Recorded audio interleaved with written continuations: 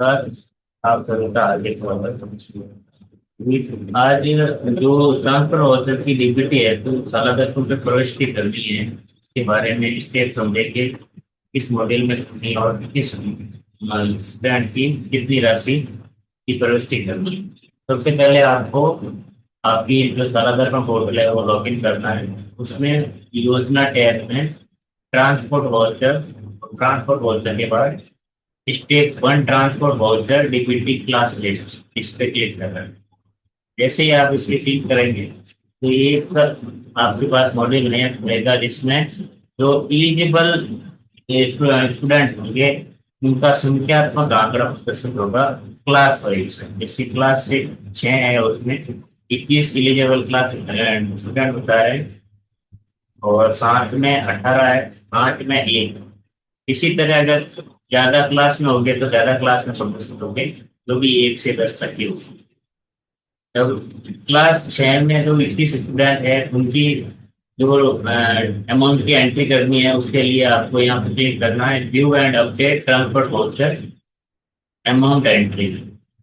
इस पे जैसे ही क्लिक करेंगे तो जो स्कूल स्टूडेंट होगी उनकी सूची खुलेगी। क्लास ये क्लास 6 की है, और उसमें जो भी क्लास 6 के जो स्टूडेंट एलिजिबल है उनकी ये सूची है।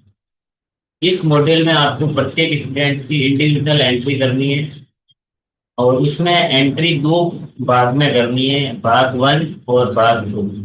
दो भाग में होगी। सबसे पहले एक जो स्टूडेंट है उसकी भाग 1 में एंट्री होगी, वो होगी अप्रैल 24 से अक्टूबर 24 तक। जो बच्चे का उपस्थिति है उसके अकॉर्डिंग जो उसको ट्रांसपोर्ट वाउचर की राशि देनी थी, उसकी राशि की एंट्री करनी है इस कॉलम में।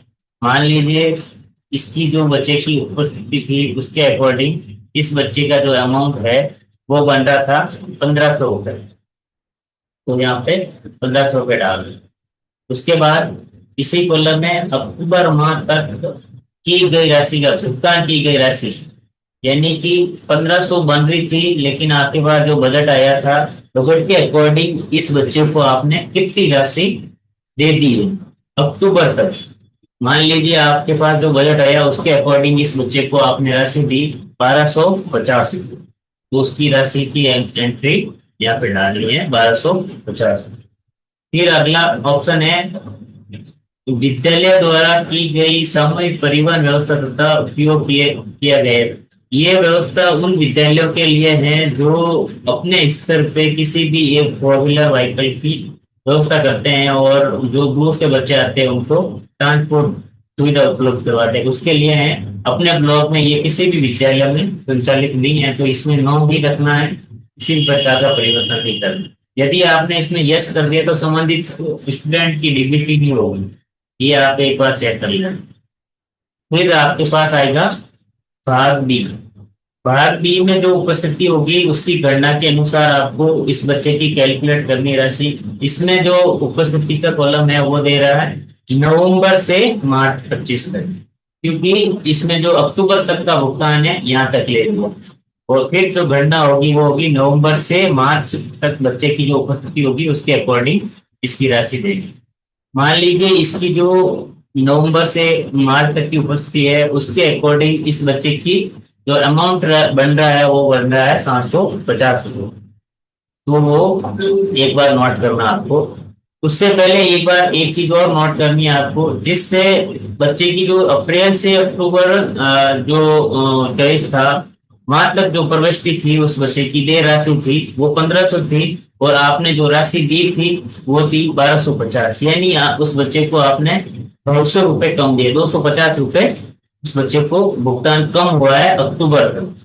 तो वो अमाउंट इस अमाउंट में जोड़ते हुए यहाँ पे एंट्री करनी, यानी 750 रुपये प्लस 150 रुपये होगी। तो वो आपकी जो एंट्री होगी वो होगी 1000 रुपये।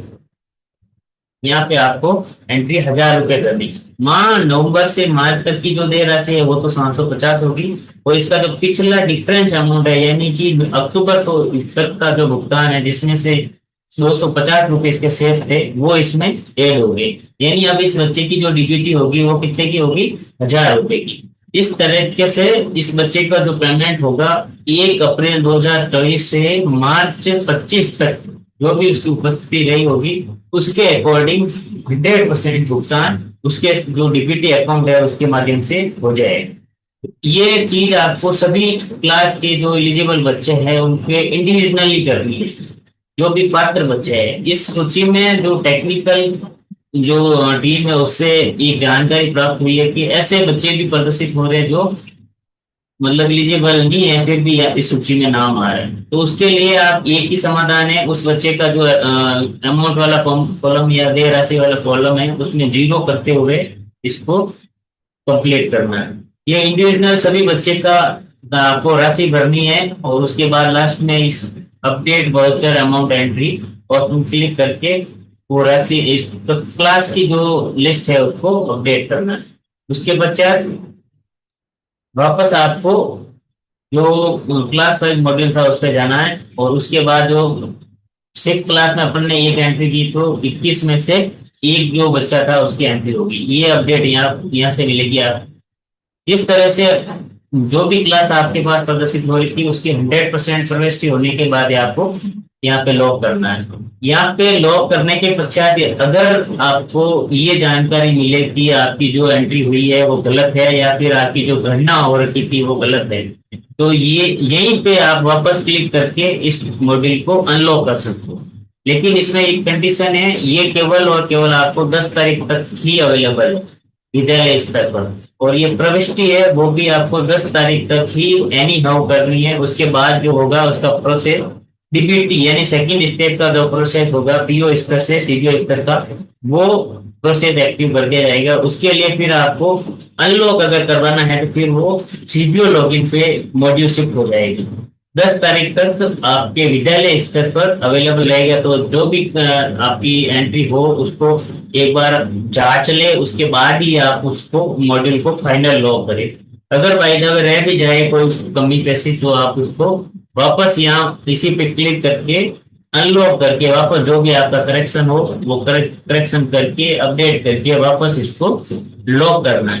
अब तक का जो मॉड्यूल था अभी जो एक्टिव है प्रेजेंट में ये केवल इतना सा मॉड्यूल है 3-4 मिनट का। अगर देखा जाए तो अगर आपके पास गणना हो रखी हो 100% उपस्थिति के अनुसार तो एक क्लास में लगभग 20-25 बच्चे हो तो 10-15 मिनट एक क्लास को अगर माने तो भी आधा 1 घंटे में आप 100% काम अपने स्कूल का कर सकते हैं। तो आप सभी से आग्रह है कि जो भी एंट्री करने वाला व्यक्ति है एक बार क्लास टीचर जो भी है संबंधित से उससे कंसल्ट करके फिर भी करें क्योंकि अटेंडेंस रजिस्टर स्कूल में ही है और अभी जो एंट्री करता है वो है आपका जो मंत्रालय स्टाफ स्कूल का है वो कर रहा है। तो सभी से आग्रह है कि जो एंट्री कर रहे हैं वो अटेंडेंस के अनुसार ही करें क्योंकि अगर आप लिमिट क्रॉस करेंगे तो फिर ये एरर देने लग जाएगा जो आपका पोर्टल है। इसमें जैसे क्लास 1 से 5 की जो अधिकतम राशि है 2390 रुपए, इससे ज्यादा का अमाउंट आप दे ही नहीं सकते। 200 है, 6 से 9 में 3000 है अधिकतम है। अगर अधिकतम इससे ज्यादा आप जा रहे हैं तो भी वो पोर्टल नहीं लेगा। इसी तरह 9 से 10 में है, इसमें 4780 रुपये अधिकतम, इससे अधिक अगर राशि की एंट्री करेंगे तो नहीं दे पाएंगे। इस तरह से आप गणना करें उस समय उपस्थिति का विशेष ध्यान रखिए ताकि उपस्थिति इससे अपर नहीं जाए और गलत नहीं हो। तो इस तरह आप सभी एंट्री कर ले और किसी प्रकार की कोई समस्या हो तो यहाँ वीडियो के अंत में आप कमेंट डाल दे या फिर कोई टेक्स्ट कर दे मैसेज उसका समाधान करो। धन्यवाद।